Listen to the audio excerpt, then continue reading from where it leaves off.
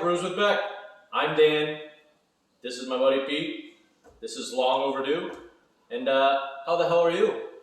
I'd say we're doing lovely after a nice solid weekend in Malibu with our other buddy who's outside who couldn't care less about what we're drinking on the table because he's more into boochcraft. So, yeah, I tried to do my best to try to figure out or try to say it officially. So this has been sitting for, I probably bought these like last October, but they get better with age, are the Folie aged brown sours, correct? Yeah, Flanders style, oat brewing, I believe is how you say it, but brown ales that are Folie aged and then blended. So they're both a blend of various ages of Folie aged ales that sort of come into a final blend. The Liefmans is kind of like a more traditional Brussels, Belgian version, and obviously New Belgium, making beers based on Belgian styles, are making the same thing here in the U.S. and trying to like kind of put their own spin on it. Yeah, because me and Pete have been, this is like whenever I thought this was like the OG sour beer that I remember trying and thinking it was amazing, but it was always, it's probably I don't remember what does this go for, like $10 for? Yeah, $10 for $3.75, so yeah, small bottle. Versus you have a 750 milliliter. Actually, what is this? $20 for 750? Is that what it was? I think it's a little less. I think it's more like 12 or 13. Or something like it's affordable. Yeah, and by the way, this is I forgot it. This is a 2016, so it's technically a 5-year-old Folie brown sour, whatever. So we poured already took a couple sips. And by the way, Fort Collins, and we're just going to call it OV Belgium. It's hard to say where exactly Liefmans is from in Belgium, but OV Belgium. What's the beer called? Goudenband. Goudenband, right? Yeah, Goudenband. So for all you aficionados, we're just trying to make sure that everything's legit. So I think what we noticed right off the bat with the Liefmans is, it's kind of got a malt. It's not really that sour anymore. It's got kind of a malty, subtle sweetness to it with just ever so slight sour. Correct? Anything else? Yeah, it's kind of like a sweet sour, almost like a sweet vinegar taste to it. Yeah, like a red wine vinegar. That's been aged 5 years. Or balsamic vinegar almost, but not like crazy astringent. A little sweet, very mellow. Like the flavors have all blended together really well. Yeah, it's chill. I mean, you can definitely tell the age on it. It's got. I feel like it's probably smoothed out over the years. Versus, does it even say what year it was? I mean, this would be a year or two old, but a couple of years old. But this is real mellow. Versus the New Belgium, La Folie, has still got a lot of, as we described, like lemon peel sour. Very, what do you think? Yeah, it's like much more in your face with the sour flavor. Almost like that pithy lemon, like the, lemon rind, I would say, like you said, lemon peel, lemon rind. That kind of like pucker up sourness. Yep. Without the maltiness or the sweeter backbone. But, they're both interesting, both complex, they both have a lot of flavor. Do you think that if this was aged another 3 years, it would be more like this, or do you think it would still have as much pucker sour? That's hard to say. I don't know, because a lot of the aging in these beers happens before they're even put in the bottle. Yeah. And it says this one changes with the years, and maybe it mellows out a little bit. But I'm also getting more carbonation out of this one. So out of the Liefmans? Out of the Liefmans, with a little bit more. Really? Well, a little bit different flavor. But, yeah. I mean, I don't know. Maybe we just poured this one a little sooner and it's been sitting a little longer. I don't know. They're both bottle conditioned, right? They both have corks, Yeah. So they both have those interesting hints of sour. I mean, What's kind of interesting about the two beers is like they're sort of an old world and new world version of the same concept. They're kind of trying to do the same thing. I mean, with some differences for sure, but yeah. He just so you know, this was we came up with wanting to maybe I wanted to just do a video chat with him and just do La Folie, and he came up with the idea of comparing. I was not even aware of Liefmans, Goudenband, and so he came up with comparison beers. And this is long overdue. Like we want to do a couple more, but this is the first we've been able to do it. Where the what would you call it? Like the mentor OG. Yeah, I mean, you can't say that this is definitely the beer that this is based on, but this style of beer, this type of Belgian sour is the same style of beer that New Belgium's trying to replicate in their own way with their own technique and all of that. So yeah.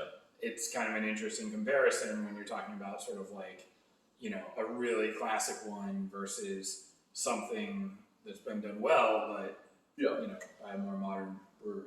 Now, and just because I figure I'll start to wrap it up, because I'm like, okay, we got to give it a grade.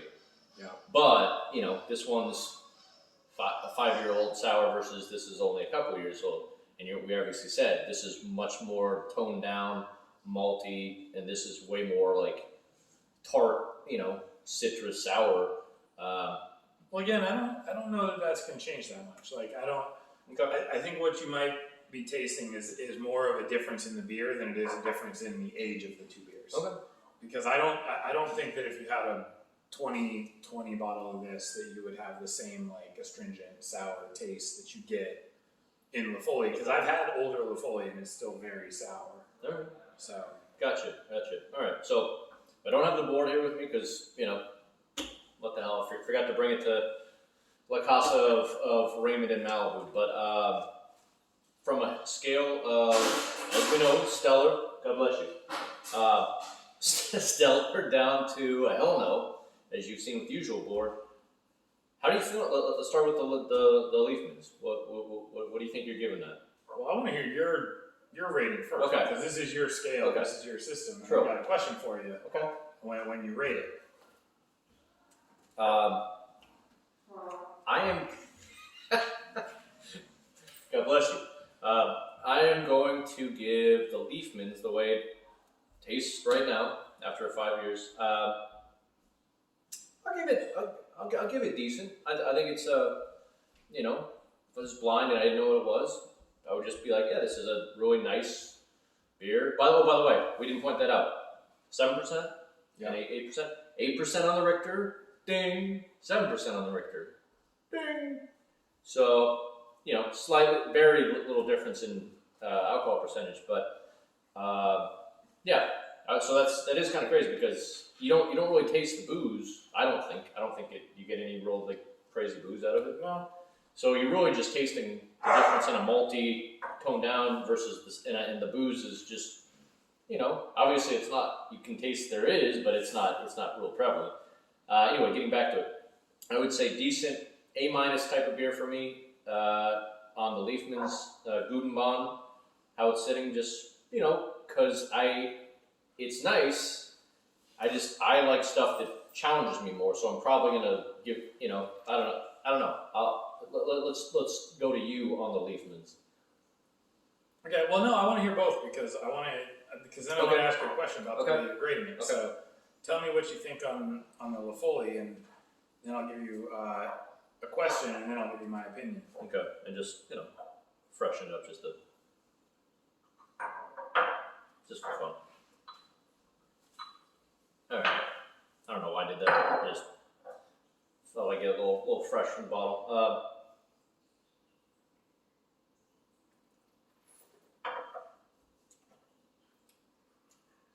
I'm telling you, I mean, I might actually have to, for just how I feel about the beers, that it's my scale. This is not you, anyone out there. He's going to be different than I am. I actually, because I really liked it. I really liked the La Folie. But you're struggling to give it a solid, aren't you? Correct. I'm like, is it in the solid grade A beer category? One more sip. It's absolutely decent. Top of the A minus, if you will. So you want to downgrade the Liefmans Maybe. so that you can. But it's very good.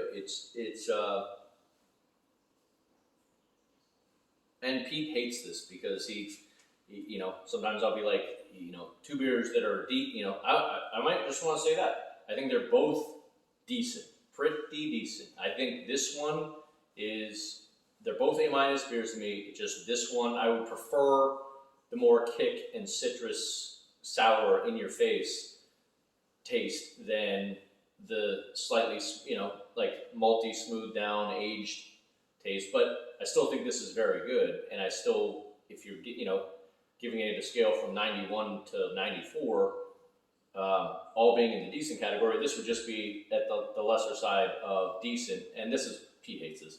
And this would be more for me like 93, but still in that technical category. So, I just think you need to add a couple words to your vocabulary of ratings. I think All right. you just need to I'm add glad a we're couple hearing this out if because you're this gonna be is on my the high biggest end critic. or the low end. But all right, so here's the second question then. Yeah.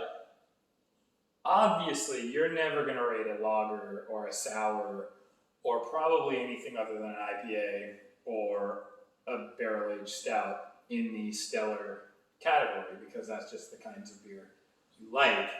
So my question would be is if you step back and you just said, okay, as far as sours go, and just rating sours, if you were just to apply your rating systems to sours or any rating system to sours, how do these rate for sours? I already know that you like a hazy IPA much better than this. But how do these 2 beers compare to all the other sours you've ever had?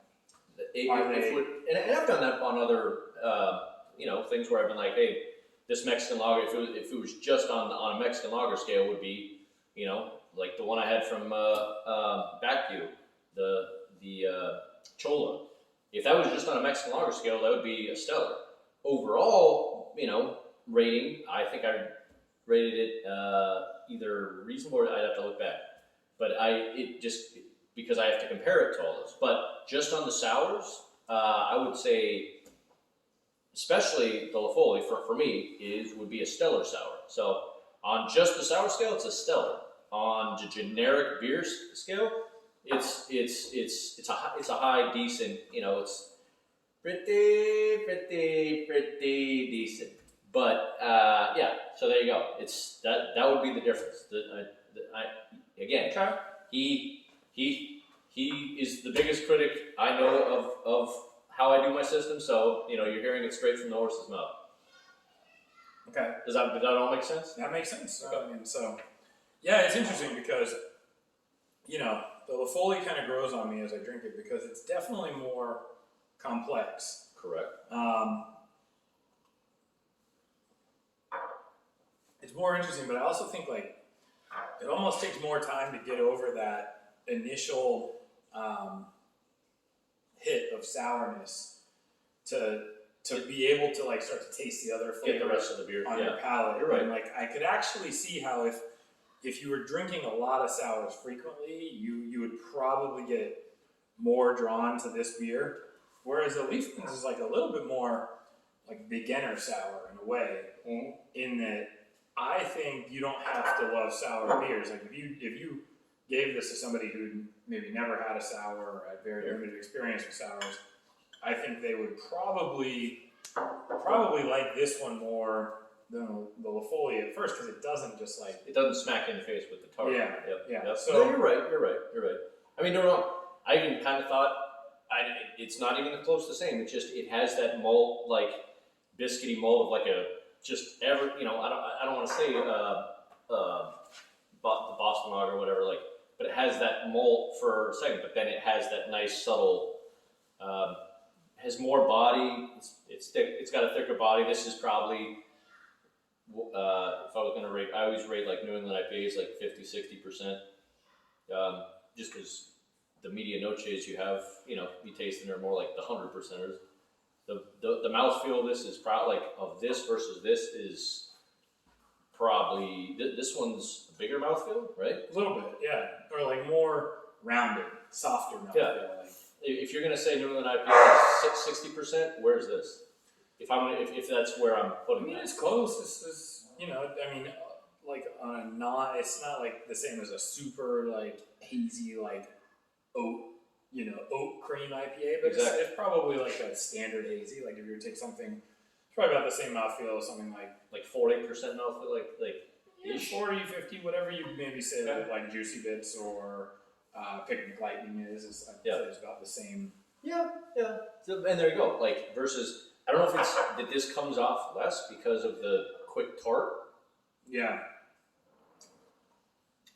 I mean, yeah, it seems like it evaporates quickly. I think, I'll say this, I think this is like a more interesting, more complex beer, but maybe more of an acquired taste. I'd probably be more likely to reach for the Liefmans as an everyday beer if I was just trying to probably to true. grab something to drink on my own. If I was pairing it with a food or if I was, trying to share it with somebody, like I don't know if I could drink a whole bottle of this with that. You're right. No, I mean, tartness. this is. Oh, he's absolutely right. I would not want. I don't know if I'd want this every day, even because it is that in your face with the citrus tart pucker part of the sour. But at the same time, I do enjoy that as a one-off experience when I do have it. Versus, this is more laid back. Chilling, malty, easy going. Even though it's not like a light beer or anything, but it doesn't hit you in the face as much, and you could probably pair that with a lot more stuff, right? So There's a beer you should try that it kind of reminds me of a combination. It's one of my favorites actually. It's called Duchess de Burgundy, and it is like this body, this feel, but with a little more tartness, a little bit more like I think it tastes like drinking. God bless you, though. You're encouraging me. I think it's got like this more vinegary taste, but kind of in the way this one was, but with like more of that sweet back end malty vinegar. Okay. Which would have been interesting to compare with these as well. But this was all his idea. So he, as I said, he's like, I don't, didn't even know about this. I knew about this, and so that's why I'm stepping into his world. He's way more versed on this type of beer than I am, and well, I wouldn't even say that I'm, all I know is that like a lot of the beer that we drink has a history somewhere else, and I thought it'd be fun to do an entire series where it's like you're comparing an old world and a new world. And we're planning on doing more of these. This was supposed to do virtually, but we're together, so where we're comparing like a German lager with an American lager, and figuring out like the origins of some of these beers. Especially the ones that are becoming replicated over here frequently, and comparing like, okay, this is sort of supposed to be the best of this style, this is the best of the old world, this is the best of the new world kind of thing. Yeah. And it's interesting. They're honestly like further apart than I would have thought, and I mean just in general flavor profile and everything. So because I've unveiled how I feel about it. So I would honestly say like this one, the Liefmans to me is if I'm using your rating system, I'm gonna give it a solid because the more I'm drinking, the more drinkable it is to me. Yeah. Sorry for going long, but you know what? I don't care. This has been long overdue. And the Folie, I'm gonna cop out a little bit, and I'm gonna do what I criticize you for doing, and I'm gonna also give it a solid. But I'm gonna say it's on the. I'm just gonna say that if I had to pick between the two, that I would most likely pick the Liefmans most days, just because I don't know if my palate's developed enough to drink that on a regular basis. No, yeah, it's a lot. That's kind of how it goes. And our other buddy Raymond over here he'd throw this all out because he has to have his lager. But anyhow, anything more before we have to go drink another lager with Raymond? Well, you'll probably tell them to like and subscribe and hit the little notification bell, so I'll get that out of the way. And, well done. Yeah. Like, subscribe, because he said so. the notification bells right there. That way you can see all the videos. And there's probably gonna be more of these with this guy in the future of us comparing these beers. You know, we just happen to be. We'll figure out the virtual thing, but we happen to be together in the same place, so this worked out nicely. And I mean, what else to say but cheers? Big ups. All right. We'll see you out there. Good talk. Like and subscribe. And hey, this guy's the man as far as photo sours. Glad this can happen. Cheers. Peace. Nice.